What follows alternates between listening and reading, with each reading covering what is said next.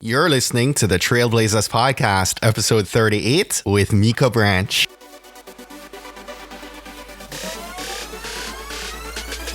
You're listening to the Trailblazers Podcast, where we will explore the stories of successful Black professionals.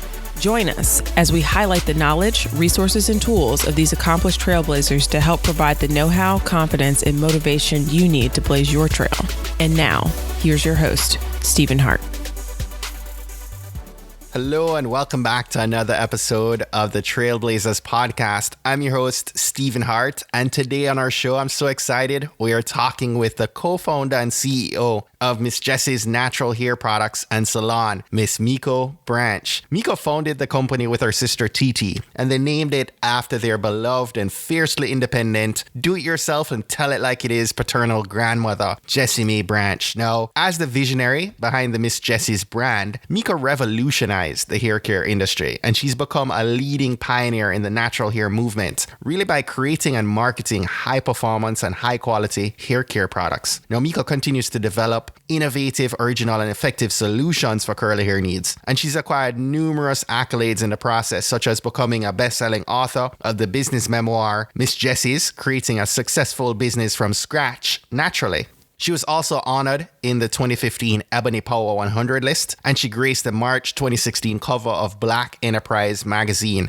Miko has a heart for giving back to organizations that encourage the advancement and education of minority youth. She's donated to several organizations and partnered with the New York Urban League and the United Negro College Fund. Now, I'm excited to dive right in, but I'd love to encourage you to connect with me right now on Twitter while you listen to today's episode. Our handle is @TBPod. Tweet me your favorite takeaway or what might have inspired you most from this episode. That said, let's go ahead and dive right into this week's episode, number 38, with our guest, Miko Branch. Enjoy.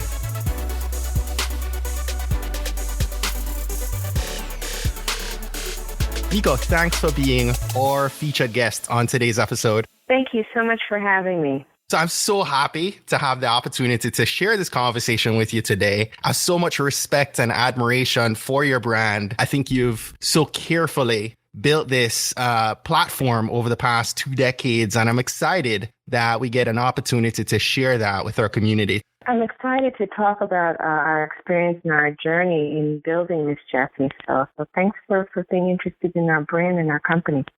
So you and your sister Titi are co-founders of Miss Jessie's, and it began with your salon back in 1997 and then expanded to hair care products, I believe, in 2004.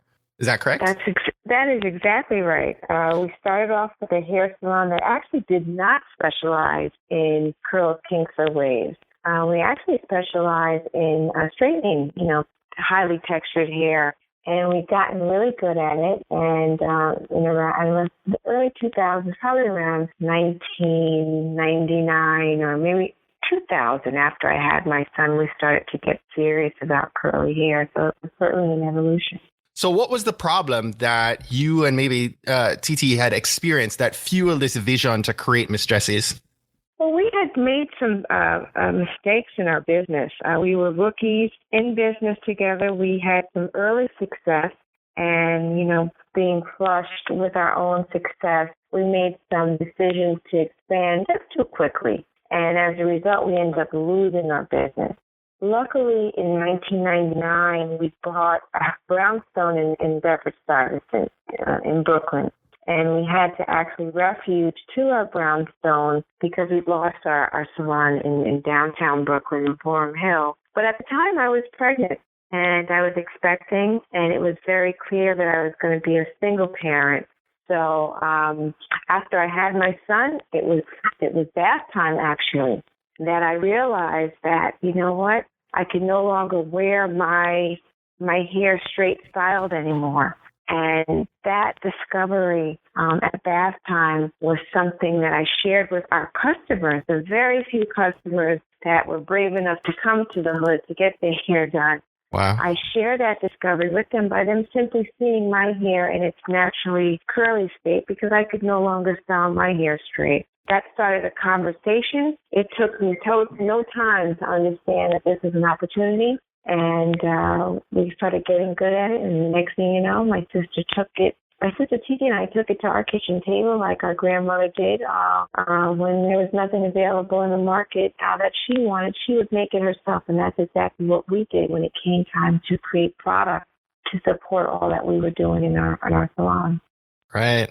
So I would love to maybe have you recall some of the creative strategies that you both used back then to operate on what you're echoing here with some minimal cash flow. Like, what was creative things that you guys did to be able to grow? Yeah, so, when you have no cash flow, you have to be very creative. Right. We weren't that sophisticated in knowing how to get a loan. We just knew that working hard would eventually be fruitful. It was a philosophy that our father instilled in us. So in order for us to make the most out of what we had, and what we had was talent, and my talent was I was an excellent hairstylist. My sister's talent was she was an excellent communicator and an organizer. And together, those talents combined really created a great team for Titi and I. Still no cash flow, so we had to do things like share clothes. We were roommates. Wow. Any profit, any money, any profit that we made from our business, we put 50% of that money into the business, and then we saved the other 50%. Now, I don't know if you remember, I mentioned to you that we'd lost our business. Right. So we had to think outside the box and come up with a new idea. So it was the idea, and it was understanding that this was a new, uncharted territory that Titi and I had to build from the ground up. And at the time, that idea didn't cost us anything. But what we had to do is we had to become an expert at these ideas that we had in our head. So what that took focus. It took me really trying to understand all the nuances, all the nooks and crannies, up curls, kinks, and waves, and just really becoming that expert. So when we serviced people, we were able to provide quality service. Okay, so once we started to get the word out, and the way we got the word out was we utilized the internet. And honestly, we would not be, I wouldn't be sitting here today talking to you.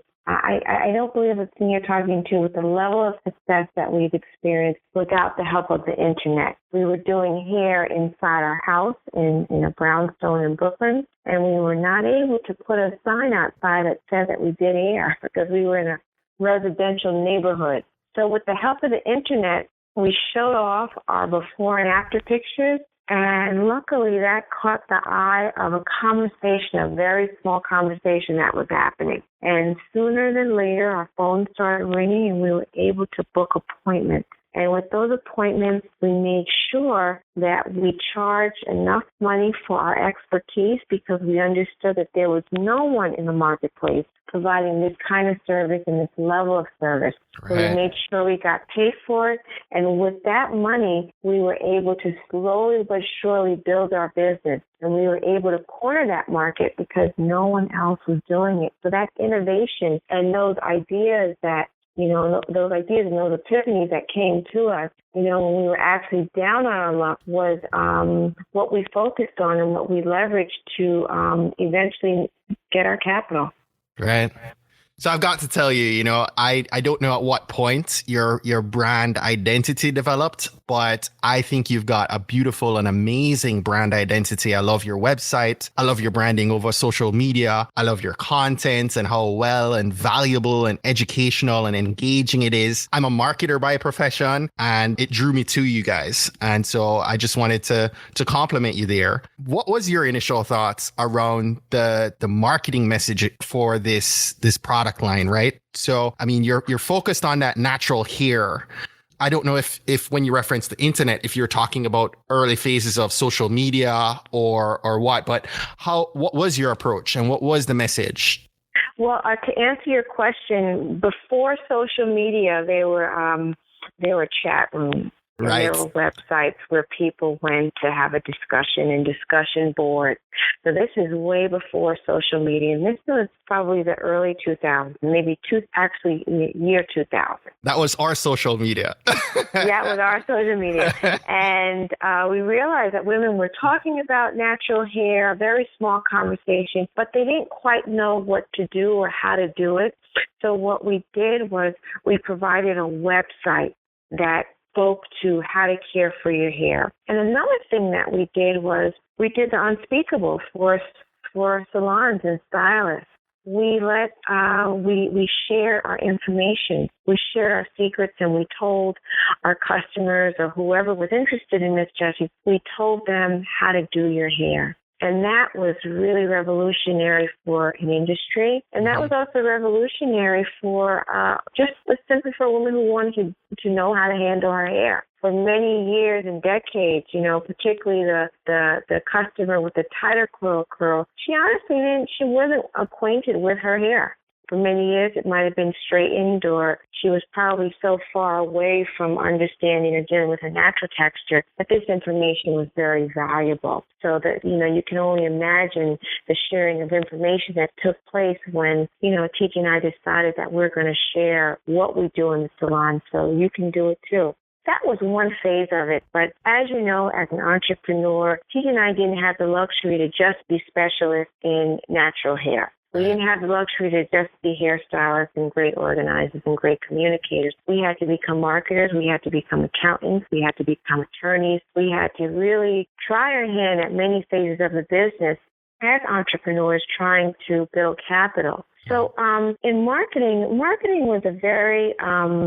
it was one of the fun, free-spirited aspects of our business. And Titi and I did not go to business school. We had no background in marketing or, PR or advertising. But what we did have was our experience growing up in New York. And as two girls growing up in New York City, originally we grew up in Queens. We eventually moved to Brooklyn, but you have to understand, in the 70s and 80s, Titi and I were around when hip-hop was born. Right. So we saw hip-hop being developed from the ground up. We saw neighborhood superstars, set trends and, just attainable. They were role models for us. They let us know that, any art form that you may have or anything you want to do is achievable. And also just being in New York City, being able to get on the train and go to the city, that exposure and that interaction with so many different kinds of people, that was valuable. Titi and I tapped into all the things that made us Titi and Miko, whether it be our dad, whether it be our mom, our grandmother, whether it be the people we saw growing up, us being able to witness their hustle and then being able to turn, something, nothing into something was, all that we tapped into. So when it came to the marketing for Miss Jessie, we decided that, we're going to specialize in curls, kinks, and waves. So we had that. We had a full understanding of that. But when we brought it to market, we decided that we wanted this brand to not look like it was marketing just to an African-American woman. And the only reason why we wanted to make that distinction is because all the products that we saw that were marketed to, the tighter coil curl, we just aesthetically, we just never liked that kind of packaging. So here was our moment and opportunity to just, put down our take on what we thought was beautiful and what we thought would attract a customer, and it was less about being a black product or a white product. It was really about being beautiful, So we looked at this product as we wanted it to be prescriptive. We wanted the messaging to be clear. We wanted the colors to be inviting. We wanted to share information, a lot of information, in the event that Titi and I couldn't be there when you picked up the jar. So we wanted it to do so many things, be beautiful, be informative, be smart looking, all those things. And we were able to capture it in a label. And we came up with a label that we liked a lot. And guess what? We thought there was nothing wrong with our take or our spin on packaging because we only had a handful of customers, and if someone didn't like it or if we felt like it wasn't working, we felt like we can go in and make changes. So we really had nothing to lose. So when you pick up a jar of Miss Jessie's, what you're seeing is you're seeing Titi and Miko. You're seeing our influences. You're seeing, through the language and through the lingo and through our style of communicating. That's all conveyed through a jar of curly pudding. Not only is the packaging unique and easy to identify. The actual products in those jars, our product for curly hair was purple. Wow. And yeah, it was purple, and it had a wonderful, gelatinous, consistency. And, we were able to get that consistency and that quality just right because we spent so many years and so much time around our grandmother, Miss Jessie Branch. We helped her make that cake. My grandmother, our grandmother, Miss Jessie May Branch, was a great delegator, so she would often tell us, put more flour in, put more sugar, put more vanilla extract, and we would execute all that she wanted to happen at her kitchen table to get this finished product. So Tito and I were able to witness a CEO, which was my grandmother, delegate from her kitchen table, and we were actually able to execute. That experience led to the naming of our product. At the time, there were no products in the curly hair market, and I don't even know that there was a such category for curly hair, kinky hair. But we decided that although we're going to specialize in curls, kinks, and waves, we're going to use references that reminded us of our grandmother. So first we were going to name our product Miss Jessie's because this was a woman who was so instrumental in our life. And then we decided when it came time to name the product, we were going to use food references like curly pudding, like baby buttercream and curly buttercream. Those food references came straight from our grandmother's kitchen table. Ironically, later on when, there actually became a stampede to getting into this market. You weren't competitive unless you named your product with a food reference. And that trend actually came from Titi and I. I'm thinking just fondly and thinking lovingly of our grandmother. That's where that trend came. So when competitors came later on and we're competing against other brands with their puddings and their, meringues and buttercreams, it actually originated from us thinking of our grandmother. But, just in a nutshell, we just tapped into everything that we ever experienced and brought that to a jar of curly pudding and a jar of Miss Jessie's or two of the Miss Jessies. And the good news is that many people loved it and they responded positively. And that's how we built our marketing platform. After that, we decided to just have a conversation with our customer and just, talk with them like they were customers in our salon. And that conversation proved to be critical to the building of Miss Jessie's. Right. That is such a great and inspiring story. Thank you so much for sharing that. You're welcome. So we're talking about your beginnings and it was you and Titi, but over time, as between the salon and now building the product line, I'm sure you've both learned a thing or two about hiring the right people. How did you find people to bring into the organization that truly cared about the organization the way you both did? It's still challenging. That's a challenging process of the business to this day. But over time, we learned that in choosing someone to work within your company, and we consider our company to still be a small company, it's really about the person and their heart and their values and their morals and who they are. We determine that pretty much anyone can be taught a skill set. Anyone can be taught our processes, and anyone can be taught, the way that we want things done. But you can't teach people how to be a good person, not necessarily in that short amount of time. As a matter of fact, I take it back. Maybe you can teach someone how to be a good person, but we're looking at time and we're trying to, just take advantage of a good use of time. And, we felt like if we chose someone with a good heart, someone who can harmoniously work with others in the company, we felt like if there were any mistakes or if there was anything that they needed to learn more about, making curly pudding or, any aspect of the business, we felt like that could be taught. And that proved to be a good way to approach hiring. Someone could have the greatest abilities, but if they're not trustworthy or if they are aggressive or if they're violent, all of that skill set is going to be, just the last thing that's important to the business, and you can't get away from the person. So we decided to focus on the actual person, and everything else will come after. So important.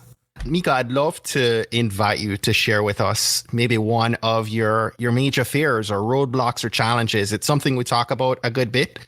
Could you maybe bring us, with you to a time that maybe caused a few gray hairs and maybe some tears were shed, but in the end, right, it resulted in you becoming the stronger and wiser person that you are today? There were so many moments and experiences that I had that made me a stronger, wiser Miko. I think the first thing that comes to mind is building a business with no money. Right. That is extremely challenging, and it requires you to be creative and innovative, because if you're not, you can't. It's just too difficult to be able to build capital. So that's one. I think another experience was in the early days. I had this notion that I would be able to do hair and do all the things that I wanted to do in the business, and I would not have to get involved with the other nuts and bolts of the business, primarily the part of the business that Titi handled most of the time. And when you go in partnership with someone, it's always wonderful when you have a skill set and your partner has another skill set. But Yes. what I didn't realize is that when I went into business with my sister and partner, is that I would not have the luxury to just do the things that I enjoyed. I had to really become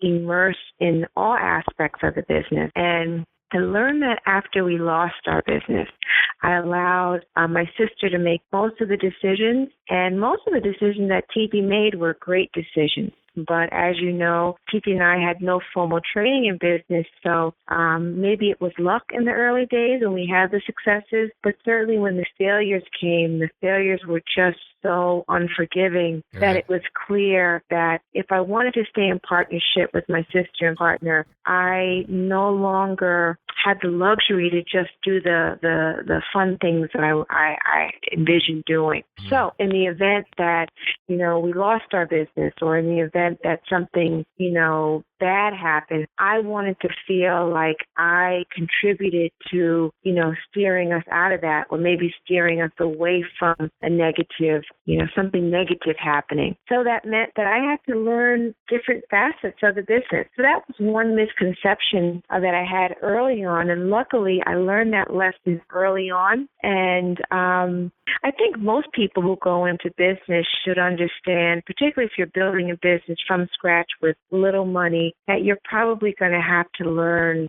all aspects of the business, because when it comes time to hire someone, it's always a good idea if you know your business before you pass it over to someone. Yes. So that was something, that was through some failures. I learned that lesson. And I think another lesson that stands out to me right now is when it was clear to us that we were great curly pudding makers and Miss Jessie product makers, and we were great hairstylists and great marketers. It didn't occur to us that we had to be very well versed in dealing with mass channels once we got a large retailer as a partner. Right. And very quickly, we had to put on another hat, a hat that we had no background, no experience. And we had to learn the ways of an industry that was going on well before TT and I came along. And, the practices and, the process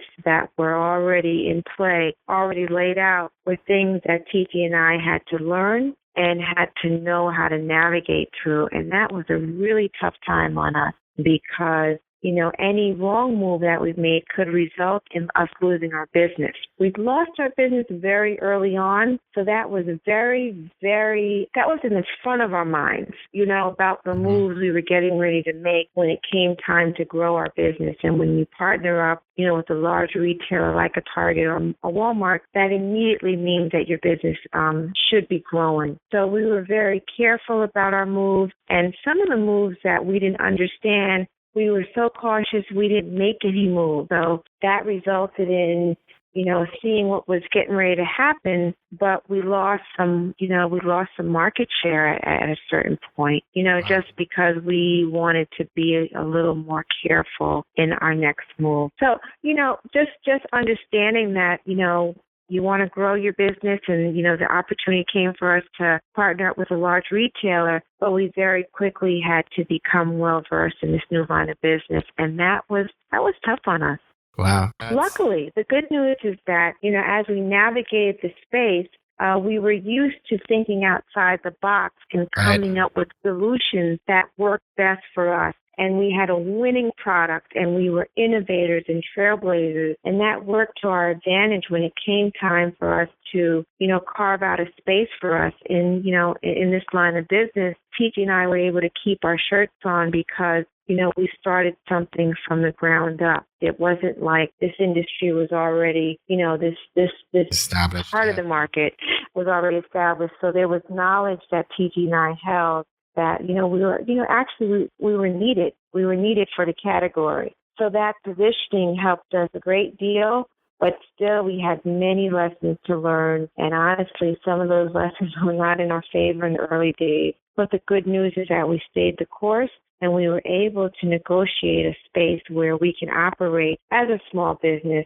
and we can, be able to continue to do business with a larger partner, because sometimes when you get in business with a larger partner, you're actually not able to afford to, for reasons, maybe you're ignorant, you don't know the ways of this industry, or maybe you just don't have the resources to ramp up, or to support this new growth spurt. So with prayer and with, just staying steady at it, we were able to get through that time.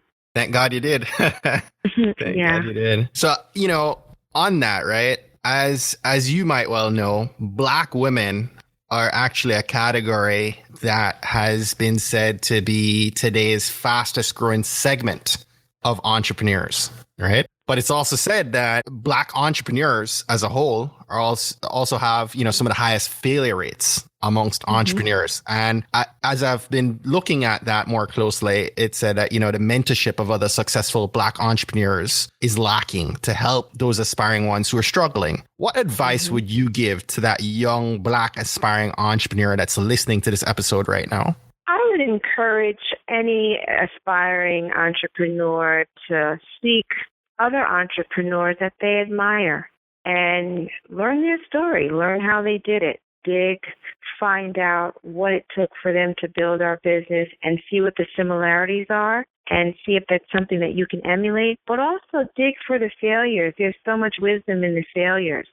Oftentimes when we see a success story, we're focused on the luxury, we're focused on the riches, we're focused on the success. But I would encourage that aspiring entrepreneur to understand the failures, because that's where I feel like most of the jewels and the wisdom is hidden within failures. Understand where the potholes are.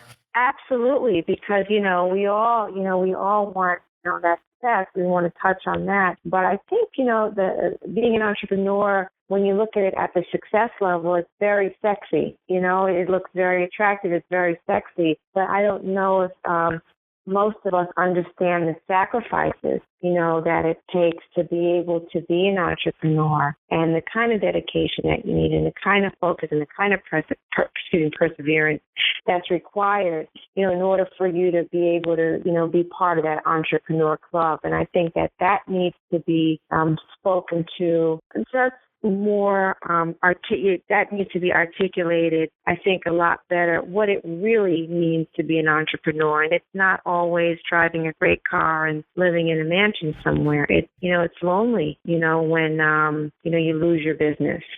And, and I'm not sure that people really talk about that part of it. But, being an entrepreneur is also not for everyone. It isn't. It's not. It's not for everyone. And particularly as an entrepreneur, it really speaks to who you are as a person. Right. It speaks to, your stamina. It speaks to your dedication. It speaks to your strength. So many things that come in play. And you really want to, just get to understand who you are before you embark on being an entrepreneur. I think everyone should take a stab at it, because being an entrepreneur is also a way for you to get to know more about yourself. You're able to see how you come out in certain situations. I think it's a good experience. But at the end of the day, being an entrepreneur is not for everyone, and you really gotta understand yourself Right. very carefully in order to stay the course. Absolutely do. So your business is your baby, right? But Yes, it's not yes. it's not your only baby. I know you're a proud mom. As a mother, how has being an entrepreneur affected family life? Well, being a proud mom has been it's the basis for the success of Miss Jessie. My Right. focus and dedication to my business, it rooted from my desire to be a great provider to my son. Very early on, I knew I was going to be a single parent, and I knew his dad wasn't going to be around. So I thought that in the absence of his dad, I thought that money and resources would be a wonderful tool to help us do all the things that I would like to do with my son, whether his dad was here or not. So there would be no Miss Jessies without, that desire for me to win as a mom. But, being a mom and wanting to be a great mom and wanting to give 100%, in that role as a mother, while at the same time being a great leader and businesswoman and CEO of Miss Jessie, that takes balance. Right. And when you're a mother, there's so many phases of motherhood. There's the infant phase, there's toddler phase, then Right your there, kid right is now. growing. Yeah, your kid is growing. I have a teenager now, so all phases require a different handle on motherhood. And honestly, I have one child, so I didn't get the handbook on being a mother, and I don't have the experience from being a mother prior to my son. So a lot of the phases that I'm experiencing with motherhood is for the first time because he's my only child. Right. So, I understand that I'm no pro, and, I'm still learning. I'm still a student in training. And I try not to be so hard on myself as a mother. So giving my son time is very important. Being a good leader is very important. Being a good provider is very, very important. But also I'm finding as a teenager, my son also needs space. Right. And it comes at a good time because right now, I'm running the company by myself, and I'm seeing the value of me being able to make time for myself personally. And it comes at a good time because my son, he just needs his space as a teenager. And, back to balance, I think my biggest challenge now, just being a mom and businesswoman, is just being able to be dedicated and being able to be at 100% in all the different roles that I've taken on. So, I'm still working at it, and I'm doing my best, and I think I'm doing a good job. I think you're doing a great job.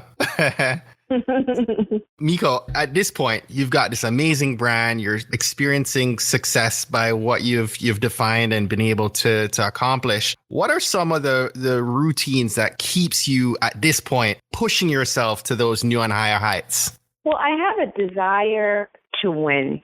And at this point, all of the hard work and all of the innovation and all of the sacrifices that have been put, in play for me to sit here and represent Miss Jessie is already, it's hard. I can't give up now, There's so much that has been put into this business. So my desire to win with all that's been invested in the business, the sweat equity, all that, it deters me from ever wanting to give up. So I think with that in mind, it keeps me on my toes with this business. But, my sister, Titi Branch, put so much into this business, and she put so much into me as a big sister, as my co-parent, as my best friend, as my partner. I would be doing a disservice to my sister, Titi Branch, who passed away December 4th, 2014. Her legacy is so important to me. And the history of Miss Jessie is not just about two girls who make curly pudding. It's about leading by example and just carrying on this wonderful legacy that my sister helped to create. So, it's important to me to carry it out to the fullest. Right. And that's what I'm doing. Thanks for sharing that. We're getting set to wrap up here in a couple minutes, but our trailblazers, they want to hear some of your resources and tools that you use every day, right? So maybe if you could share with us what's one book you've read that inspired you most. Well, I can honestly say that when you're an entrepreneur and you're a full-time mom and you're a best-selling author, when you're just doing many things, I have very little time to read. You know, I can read the contract from Miss Jessie. I could read the copy that goes on our jars. You know, I'm reading, everything that's related to, my son's applications. I'm reading all those kinds of things. But I honestly haven't had a lot of time to do leisurely reading. Right. But one book that stands out to me is a book by Miko Ruiz, and it's called The Four Agreements. It's a slim book. It's a simple book, but it talks about how to approach life, and it's just four simple philosophies on how to approach life. And when things get hectic and chaotic, I'm able to just quickly tap into that book. It's called The Four Agreements by Miko Ruiz. Awesome. Mm-hmm. And I can't forget. I love our book that my sister TV Branch and I wrote together. Miss Jessie, Creating a Successful Business from Scratch Naturally. Our story inspires me, and I like the way our story, I like our journey. So I find myself reading her book over and over, and I'll reference the book when I'm talking to my son or I'm talking to a family friend or my dad. We'll often go back to the book because the book is our life. It's our history. So I find myself, I keep rereading our book. I just enjoy it. Wow. I'll definitely have to check that out. And I'll make sure for everyone listening, we'll be putting all the links and resources that Miko is sharing with us on our show notes page at tbpod.com. Miko, what's something small you've done this month that you are proud of? I am learning tennis. You're learning tennis. Wow. Yeah, I'm learning tennis. I've always been a girly girl growing up, not that athletic. My sister was the athletic one. But I'm finding that, I can hit the ball. I'm finding that I like this sport, and I'm learning tennis. And it's good because it's a new form of exercise, but it's fun. And, one of the things that I'm doing is I'm trying to tap into things that are fun. Because although I have a great business and although I'm a great mom, I really want to not forget about Miko. So I'm trying to find things that I love. So that's something, new that I've discovered, and I'm getting better and better every day. Right. That's awesome. Thanks. So name an online resource. It could be an app, software, or tool that you use every day and you can't live without it. Does my iPhone count? Because it has a little bit of everything on it. I really can't. I'm no good without my iPhone. What app on your phone is your go-to? Let's see. I love Pandora. You do? I love Pandora because music has been pretty much the soundtrack. Music has been part of our lives growing up. My dad loved music. But I find that music is still the soundtrack to my life. So all depending on what mood, or how I'm feeling. In Pandora, I can switch to any station that I like. And it'll really complement whatever mood I'm in. So right. I like Pandora. I'm right there with you, sister. And one more thing.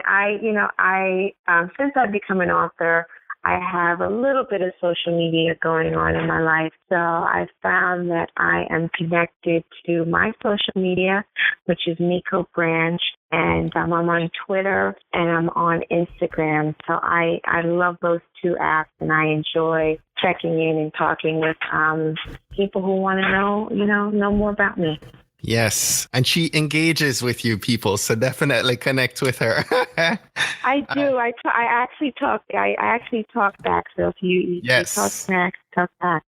Yes, absolutely. Absolutely. So we're just about done here. But before, we wrap up, I'd like to invite you to share one action our future entrepreneurs should commit to this week to help them blaze their trail. Let's see. First you need, it's actually three things. You need to identify what you want to do. You know, you have to identify what you want to do. It may be something that you're very serious about or you're lightly interested in. But once you identify that one thing, I would quickly do some research on it. Do all that you can, and you have a wonderful tool like the internet. And if there's someone you can interview or talk to, awesome.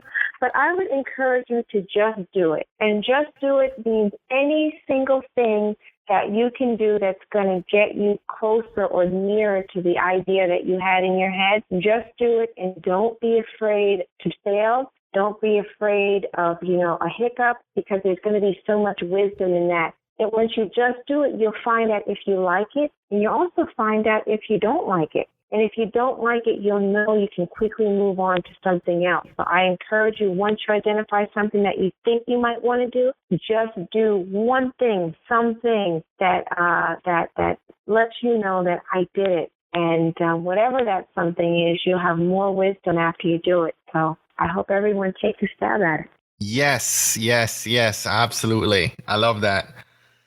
Miko, I want to say thank you so very much for coming on the podcast today. I appreciate you being so transparent and open, and you are in our prayers. I think that you have both built an amazing platform, as I shared with you earlier. And, I've been inspired and really learning so much about your brand in the course of this year. You've been all over the media throughout the course of the year. And, as I'm interviewing different Black professionals, I have, identified you. I've been following your brand, and I knew I had to get you on the podcast to share your story, and you've not disappointed. And I'm so looking forward to continuing to follow you and stay connected with you and watch your continued growth. So thank you so very much. Just a moment ago, you shared your Twitter and you're on Twitter and Instagram. Tell us how we can stay connected with you. Actually, share your handle if you could. And yes, before we finish up. Thank you. I am simply Miko Branch, and it's the same for Twitter and Instagram. It's MIKO BRANCH. Awesome. And Miss Jessies is also on Twitter, on Facebook, on Instagram. Definitely go ahead and follow them. Again, I'm sharing all the resources for today's episode on tbpod.com. Miko, thank you very much. Oh, thank you so much for having me. Well, that's it for today. Thanks again for listening to this episode of the Trailblazers podcast. I'll be posting links to all of today's book recommendations and links mentioned on our show notes page at tbpod.com. If today was your first time listening to the Trailblazers podcast, I just want to extend a warm Trailblazers welcome to you. We're so happy to have you here, and we encourage you to go ahead and hit that subscribe button in your favorite podcast app. Go ahead and browse through some of our past episodes to keep the knowledge flowing. If you're a fan of the podcast and today's content, and you're maybe already subscribed to the podcast, please continue to share and invite your friends, your family, or colleagues to listen to an episode that you think might impact them most. We believe that someone listening to these inspiring stories will be moved to make significant changes that will have generational impact for many others, both now and well into the future. Don't miss next week's episode. New episodes are released each and every Monday by about 5 a.m. Eastern. Trailblazers, jump off this podcast today. Go find a way to rise above, go way beyond, and keep blazing your trail. Cheers.